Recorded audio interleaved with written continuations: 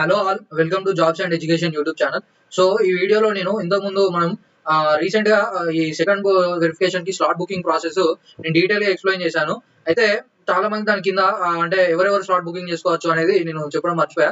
So ఈ వీడియోలో మనం ఈ వీడియో ఎక్కడ స్కిప్ చేయకండి. ఈ వీడియోలో మనం ఏం మాట్లాడదాం అంటే ఈ సెకండ్ వెరిఫికేషన్ కి ఎవరెవరు వెళ్ళొచ్చు, స్లాట్ బుకింగ్ ఎవరెవరు చూపించచ్చు, పెండింగ్ డాక్యుమెంట్స్ ఏంటి, నాన్ లోకల్ వాళ్ళకు ఫీజు రియంబర్స్మెంట్ వస్తుందా రాదా, అలాగే ఇంకొన్ని కామన్ డౌట్స్ కూడా మనం ఆన్సర్ చేద్దాం. ఈ వీడియోలో చూపిస్తున్నట్టుగా ఇక్కడ స్క్రీన్ మీద ఓన్లీ 5% ఆఫ్ పీపుల్ సబ్స్క్రైబ్ చేస్తున్నారు. 95% ఆఫ్ పీపుల్ సబ్స్క్రైబ్ చేయట్లేదు ఛానల్ ని. So please subscribe my channel. ఎందుకంటే I'm putting an effort to make this video. So మీ సబ్స్క్రైబ్ అండ్ లైక్స్ నాకు మోటివేషన్ లా ఉండి ఇంకొన్ని మంచి వీడియోస్ మంచి కంటెంట్ తీసుకురానికి it will be helpful for me. So please subscribe my channel. So మనం ఫస్ట్ మాట్లాడుకుంటే ఇందాక వీడియోలో మనం సెకండ్ ఫేజ్ కు స్లాట్ బుక్ చేసుకున్నాం కదా. సో ఆ స్లాట్ అనేది మనకు ఫస్ట్ ఫేజ్ లో ఎవరైతే డాక్యుమెంట్స్ అన్ని వెరిఫైడ్ ఉన్నాయో, అలాగే కాలేజ్ అలాట్మెంట్ అయిందో వాళ్ళు వెళ్ళని అవసరం లేదు. ఎవరికైతే డాక్యుమెంట్స్ పెండింగ్ ఉన్నాయో వాళ్ళు మాత్రమే వెళ్ళాలి.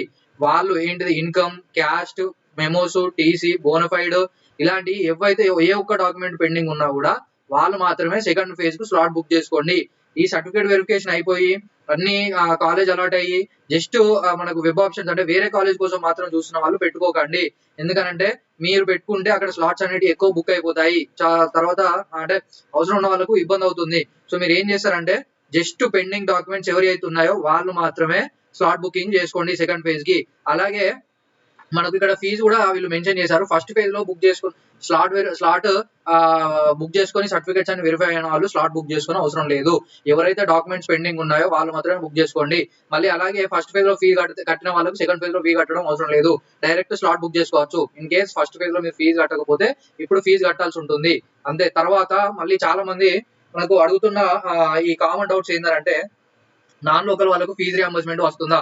సో నాన్ లోకల్ వాళ్ళకు అంటే నన్ను అడిగిన చాలా మందికి నాన్ లోకల్ లో చాలా మందికి ఎవరికి ఫీజు రియంబర్స్మెంట్ అనేది లేదు. అంటే వాళ్ళ రెసిడెన్స్ ఇక్కడ ఉన్నా కూడా వాళ్ళు ఇప్పుడు ఏపీ వాళ్ళు కానీ లేకపోతే ఈ గ్రాడ్యుయేషన్ అనేది వేరే కాడ చేసి వచ్చిన వాళ్ళకు అంటే మాక్సిమం నాకు ఒక 4-5 మెంబర్స్ కాల్ చేశారు ఈ ఇష్యూ మీద. వాళ్ళకు ఫీజు రియంబర్స్మెంట్ అనేది నాట్ ఎలిజిబుల్ అని పడ్డది, నాన్ లోకల్ కూడా పడ్డది. అలాగే వాళ్ళకు ఈక్వలెంట్ సర్టిఫికేట్ అనేది ఓయూ నుంచి తీసుకోవాల్సి ఉంటుంది. మరియు ఇంకా ఈక్వలెంట్ సర్టిఫికేట్ తర్వాత వాళ్ళకు ఒకవేళ ఇన్ కేస్ అంటే ఒక బ్రదర్ కి అయితే రెసిడెంట్ సర్టిఫికేట్ తీసుకొస్తే యాక్సెప్ట్ చేస్తా అన్నారు. కానీ ఇంకొకరు కాల్ చేస్తే వాళ్ళకు యాక్సెప్ట్ చేయమని చెప్పారు.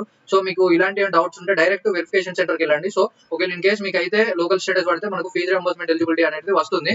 అలాగే ఇంకా చాలా మంది చేసిన మిస్టేక్ ఏంటి అని అంటే ఎవరైతే ఈ ఫస్ట్ ఫేజ్ లో సీట్ అలాట్ అయిన వాళ్ళు ఉంటారో 25th 28th కు వెళ్ళాలి అని అంటే వాళ్ళు ఇప్పుడే వచ్చేసి సర్టిఫికేట్స్ అనేవి కాలేజ్ లో ఇచ్చేస్తున్నారు. మీకు ఒకవేళ కాలేజ్ ఓకే అయితేనే వెళ్ళండి. లేదు అని అంటే సెకండ్ ఫేజ్ వెళ్తా అనుకుంటే మీరు సర్టిఫికేట్స్ అనేవి కాలేజ్ లో ఇవ్వకండి. ఇస్తే వాళ్ళు ఇవ్వరు, మనకు మళ్ళీ డబ్బులు కట్టించుకుంటారు.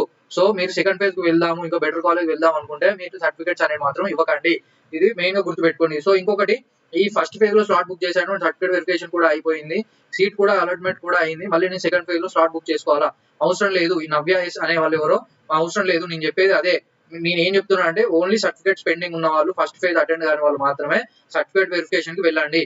తర్వాత ఇది నేను ఎప్పటి నుంచో చెప్తున్నా మన వీడియోస్ లో, మనకు కన్వేయర్ ఫీజు అంటే మీకు అలాట్మెంట్ ఆర్డర్ లో వచ్చిన ఫీజు దానికన్నా మనం కాలేజ్ కి వెళ్తే వాళ్ళు సపరేట్ గా ఓయూ ఫీజ్ అని, జేఎన్టీ ఫీజ్ అని, యూనిఫామ్ ఫీజ్ అని, ప్లేస్మెంట్ ఫీజ్ అని, లేకపోతే నాక్ అక్రిడేషన్ ఫీజ్ అని, లేకపోతే బుక్ లెండింగ్ ఫీజ్ అని, ఇలా అంటే డిఫరెంట్ టైప్స్ ఆఫ్ ఫీజు మన దగ్గరికి వెళ్ళి కట్టించుకుంటారు. It depends on the college. కానీ ప్రతి కాలేజ్ అయితే కట్టించుకుంటది. మనకు గుర్తుపెట్టుకోవాల్సింది ఏంటి అని అంటే ఈ కన్వేయర్ ఫీజులో కట్టిన దానికన్నా మనం కాలేజ్ వెళ్ళినాక ఇంకొన్ని డబ్బులు కట్టాల్సి ఉంటుంది. ప్రతి ఒక్క కాలేజ్ లో కట్టాల్సిందే. కానీ డిపెండ్స్ ఆన్ ద కాలేజ్ ఎంత కట్టాలి అనేది. సో మనకు అలాట్మెంట్ ఆర్డర్ లో వచ్చినంత ఫీజు కడితే అయిపోయింది అనేది కాదు. కాలేజ్ వెళ్ళినాక వాళ్ళ ఫీజ్ స్ట్రక్చర్ ప్రకారం మనం వాళ్ళకు ఫీజు కట్టాల్సి ఉంటుంది. అలాగే ఫస్ట్ ఫేజ్ లో వెరిఫికేషన్ అయింది సీట్. సో వీళ్ళు చాలా మంది అడుగుతుంది ఏంటంటే ఇప్పుడు ఫస్ట్ ఫేజ్ లో వచ్చిన సీటు అంటే కాలేజ్ లో వచ్చిన సీట్ ని మళ్ళీ సెకండ్ ఫేజ్ లో పెట్టాలా అని. సో మీకు ఒకటి చెప్తా వినండి. ఇప్పుడు ఫస్ట్ ఫేజ్ లో మీకు వచ్చింది సీటు అని అంటే దాన్ని ఒకవేళ మీరు ఆ కాలేజ్ లో జాయిన్ అవుతా అనుకుంటే మీరు దాన్ని సెల్ఫ్ రిపోర్టింగ్ చేసుకోండి. ఇప్పుడు చాలా మంది ఫీ పే చేసారు, సెల్ఫ్ రిపోర్టింగ్ చేయాలని మెసేజ్ కామెంట్స్ కూడా చేశారు. సో మీరు సెల్ఫ్ రిపోర్టింగ్ చేసి మీకు అడ్మిషన్ నెంబర్ వస్తేనే మీరు ఆ కాలేజ్ లో అడ్మిషన్ యాక్సెప్ట్ చేసినట్టు. ఫీ పే చేసినంత మాత్రాన మీకు అడ్మిషన్ నెంబర్ రాదు. సెల్ఫ్ రిపోర్టింగ్ అనేది చేయాలి. అలా అయితేనే మీకు సీట్ ఉంటుంది. సో ఇప్పుడు మనకు టైం అయిపోయింది. నేను చాలా సార్లు చెప్పాను సెల్ఫ్ రిపోర్టింగ్ అని. మీరెవరు పట్టించుకోవట్లేదు. సో ఇప్పుడైనా ఒకటి గుర్తుపెట్టుకోండి. ఫీజు కట్టడం కాదు, సెల్ఫ్ రిపోర్టింగ్ చేస్తే అడ్మిషన్ నెంబర్ వస్తది. ఆ సెల్ఫ్ రిపోర్టింగ్ మనం ప్రింట్‌ఔట్ తీసుకొని మనం కాలేజ్‌కి వెళ్ళాల్సి ఉంటుంది. దాన్ని వాళ్ళు వెరిఫై చేసుకుంటారు.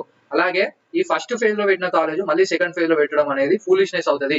ఎందుకనంటే ఇన్ కేస్ మీరు ఆ కాలేజ్ నచ్చితే ఆ కాలేజ్‌కి ఫీజు కట్టి సెల్ఫ్ రిపోర్టింగ్ చేసుకుంటే మనకు ఆ కాలేజ్ ఉంటది. ఇంకా దానికన్నా బెటర్ కాలేజెస్ అనేవి సెకండ్ ఫేజ్‌లో పెట్టుకోవచ్చు. ఇన్ కేస్ ఏది రాకపోతే మళ్ళీ మనకు ఆ కాలేజ్ రీఅలాట్ అవుతుంది. కానీ చాలా మంది చేసేది ఏంది? ఆ కాలేజ్‌కు సెల్ఫ్ రిపోర్టింగ్ చేయక, ఫీజు కట్టక మళ్ళీ సెకండ్ ఫేజ్‌లో అది పెడదాం అనుకుంటారు. ఇప్పుడు మీరు ఒక్కసారి అది సీట్ అనేది మీరు సెల్ఫ్ రిపోర్టింగ్ చేయకపోతే మీరు దాన్ని క్యాన్సిల్ చేసుకున్నట్టు. సో నెక్స్ట్ మెరిటోరియస్ స్టూడెంట్స్‌కి అది పాస్ అవుతుంది. సో మీకు ఇంకా బెటర్ కాలేజ్ రాకపోవచ్చు. అంటే సెల్ఫ్ రిపోర్టింగ్ చేసి సేఫ్ సైడ్ ఉండుకోవడం అనేది బెస్ట్ ఆప్షన్. ఇప్పుడు అది అయిపోయింది. దాని గురించి డిస్కస్ చేయడం ఇట్స్ టైమ్ వేస్ట్.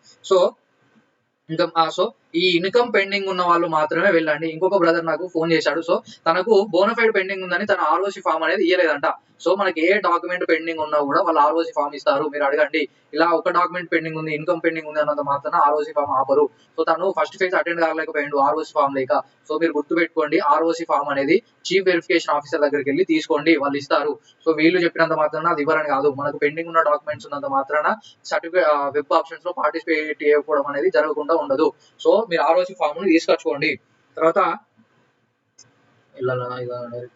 సో మీకు నేను చెప్పేది ఇదే. అన్ని సర్టిఫికేట్స్ వెరిఫైడ్ ఉంటే మీరు డైరెక్ట్ వెబ్ ఆప్షన్స్ పెట్టుకోవచ్చు.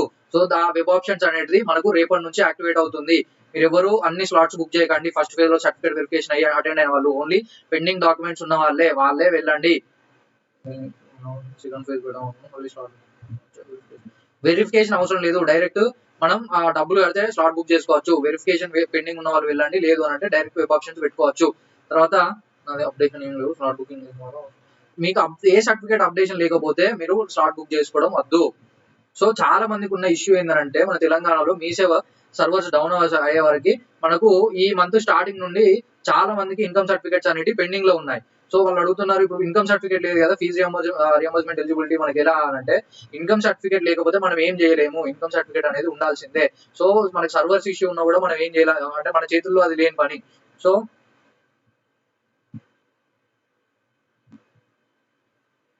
చిన్న ఈ వీడియోస్ లో అంటే ఈ బ్రదర్ చెప్పింది కరెక్టే. కానీ నేను పర్టికులర్ గా ఆ వీడియో అంటే ఇప్పుడు నేను చెప్పేది రిఫరెన్స్ గా తీసుకోవడం మాత్రమే మీరు చేయండి. లేకపోతే ఈ కాలేజ్ కోడ్ పర్టికులర్ గా మీరు నా వీడియో అంటే ఇప్పుడు నేను ఈ కోడ్ దీనికి, ఈ కోడ్ దీనికి అని నేను ఎగ్జాంపుల్స్ చెప్తూ ఉంటా. అంతేగాని మీరు పర్టికులర్ గా అదే అని మిస్టేక్స్ పాయింట్ అవుట్ చేస్తే మీరు లాస్ అవుతారు తప్ప ఏముండదు. ఎందుకంటే నేను మిమ్మల్ని రిఫరెన్స్ గా తీసుకోమని చెప్తున్నా ఇనిషియల్ గా నా వీడియోస్ ని.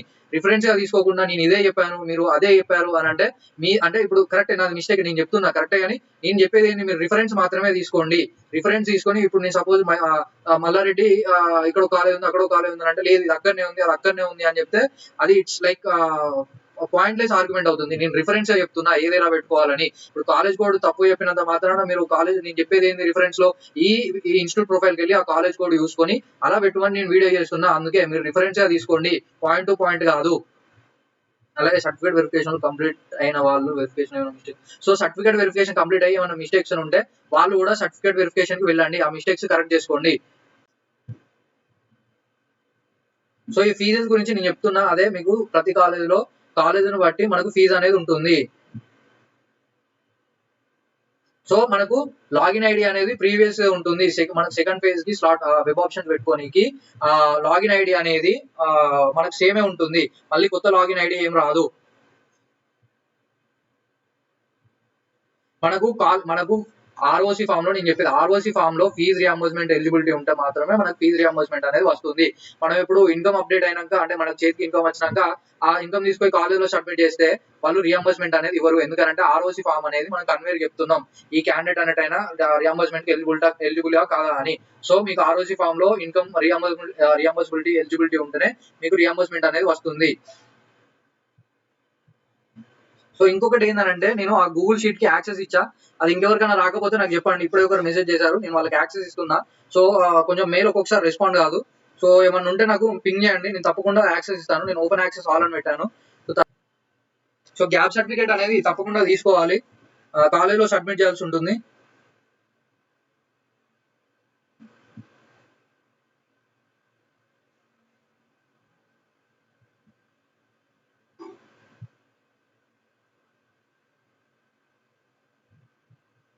సో ఇంకా ఏమైనా డౌట్స్ ఉన్నా కూడా మనకు కామెంట్ సెక్షన్ లో మెన్షన్ చేయండి.